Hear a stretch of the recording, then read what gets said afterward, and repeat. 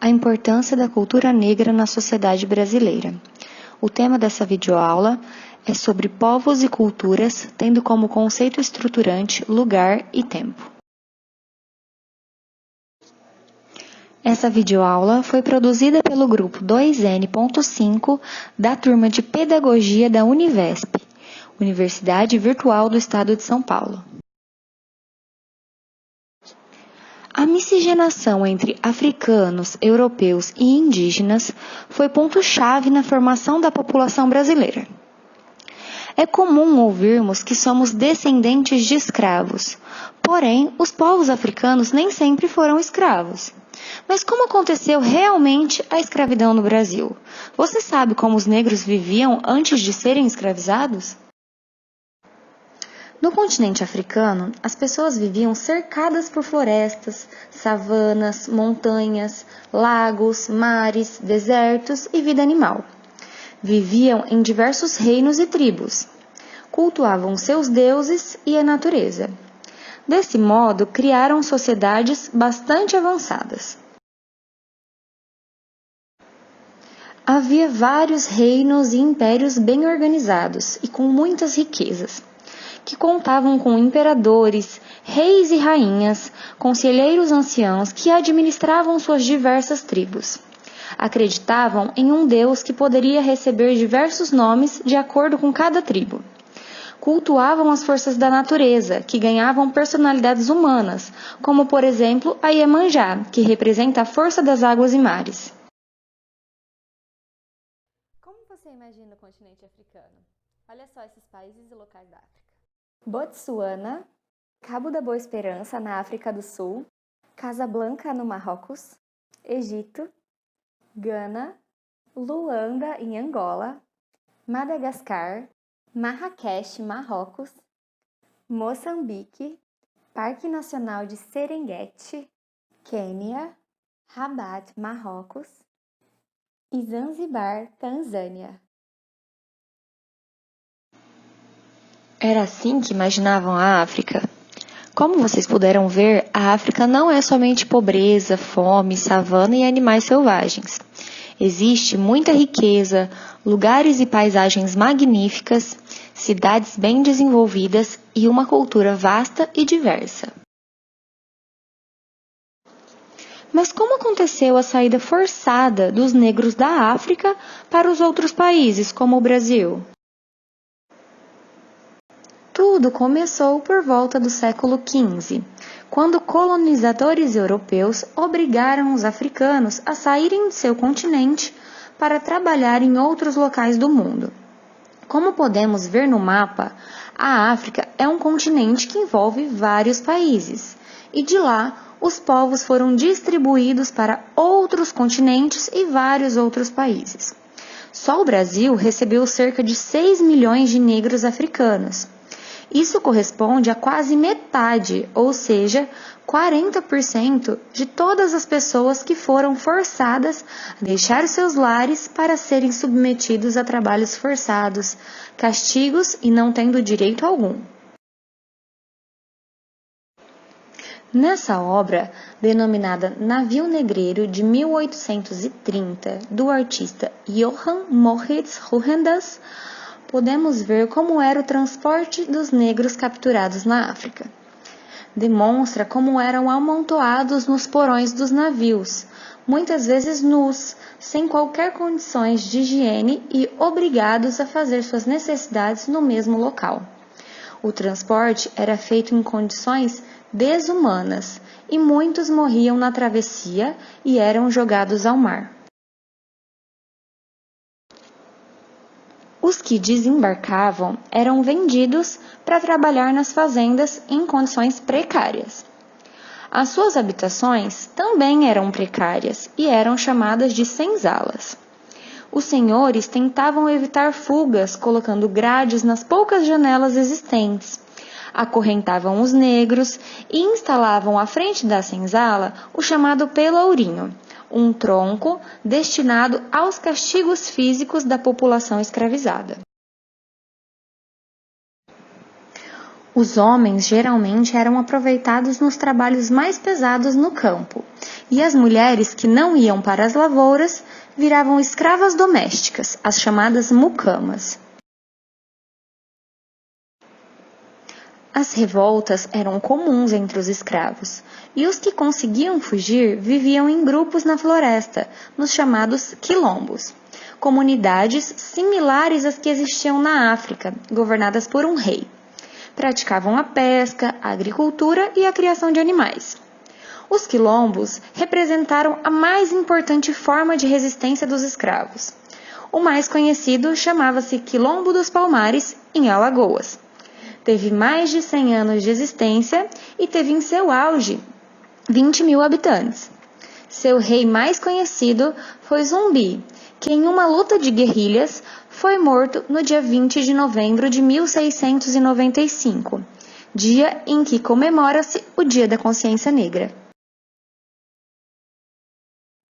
O Quilombo dos Palmares tinha a seguinte organização: mais de uma cerca no entorno para a proteção do quilombo, buracos de proteção com estacas de madeira e lanças de ferro que empalavam os invasores. Somente os quilombolas sabiam o caminho certo para a entrada.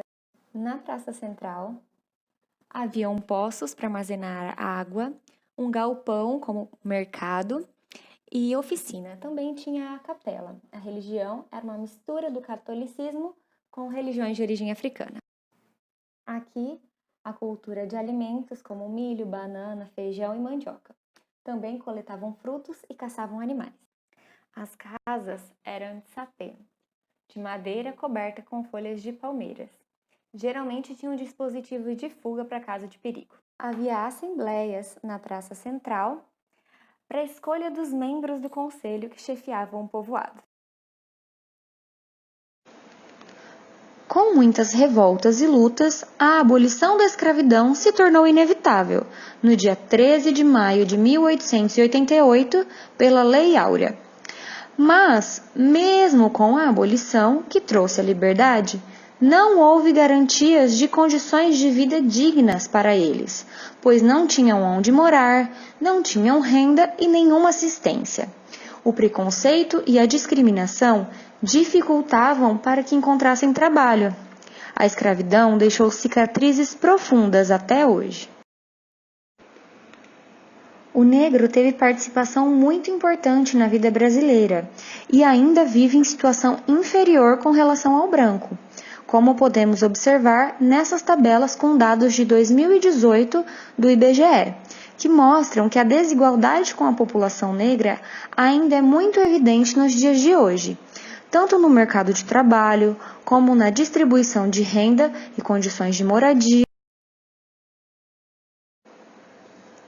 e também na educação, na representação política e nos índices de violência sofridos. Diante disso, vemos como é importante empregar as políticas afirmativas que ajudam a inserir os negros na sociedade. Um exemplo de política afirmativa são as cotas para entrarem em faculdades públicas, concursos, mercado de trabalho e etc. As cotas servem para equiparar, para deixar a situação dos negros no Brasil mais igualitária em comparação à situação dos brancos, pois eles são a maioria em termos de população e ainda não conseguem ocupar todos os espaços. A desigualdade fica bastante evidente em algumas questões, como nos brinquedos, por exemplo. Até pouco tempo atrás, era muito comum vermos bonecas apenas loiras, de pele e olhos claros. Hoje em dia, temos uma maior diversidade no que se refere a brinquedos que representam melhor a diversidade da população do país. Os super-heróis, os protagonistas de séries, novelas e filmes sempre foram retratados por atores brancos, mesmo que façamos parte de uma sociedade bastante diversa nas características. Os negros, na maioria das vezes, representavam papéis estereotipados, como empregados ou até mesmo bandidos. O filme Pantera Negra é um marco por ser o primeiro filme de um super-herói negro da Marvel, e por levar diversidade ao cinema. É importante nos reconhecermos nessas diferenças e valorizá-las. Sabermos de onde vêm as influências que temos em nossa cultura, nos filmes, músicas, comidas, roupas, na ciência, enfim, na vida.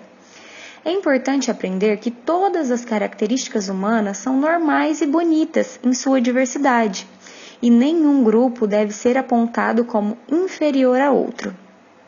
Para finalizar, vamos assistir ao trecho do filme Pantera Negra e refletir sobre como a cultura negra influencia na sociedade atual, de que forma as riquezas e o conhecimento trazido pelos povos africanos foram explorados e como poderiam ter sido compartilhados sem que houvesse o processo de escravidão.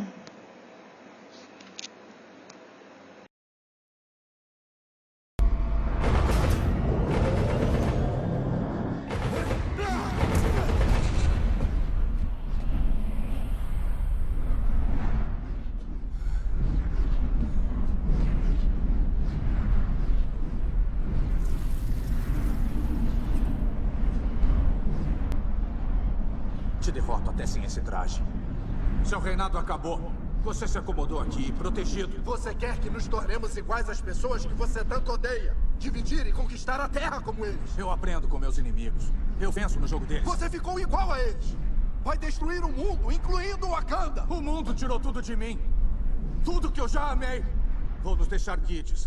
Eu vou atrás de qualquer um que já pensou em ser leal a você. Eu vou enterrar a cara dele no chão, bem ao lado do Zuri. Ah!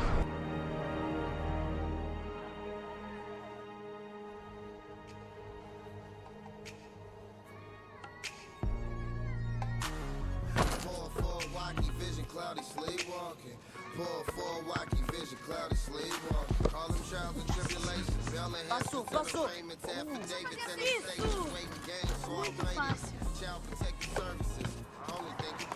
Quando você disse que ia me levar para Califórnia pela primeira vez, achei que falasse de Coachella ou da Disneyland. Por que aqui? Foi aqui que nosso pai deu fim ao nosso tio.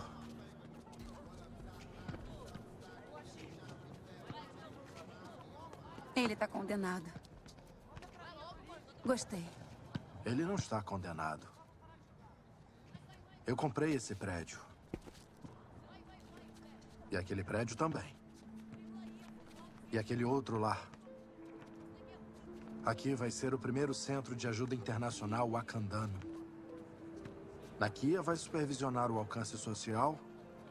E você vai ser a líder do intercâmbio de informação e ciência. Não é sério. Não?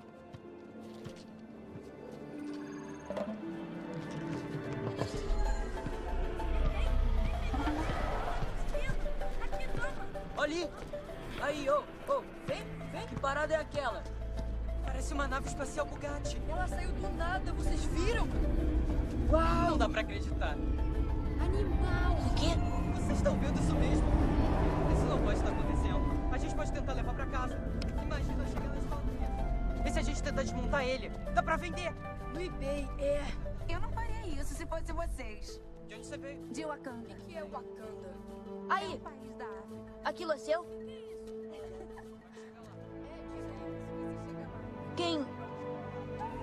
Quem é você?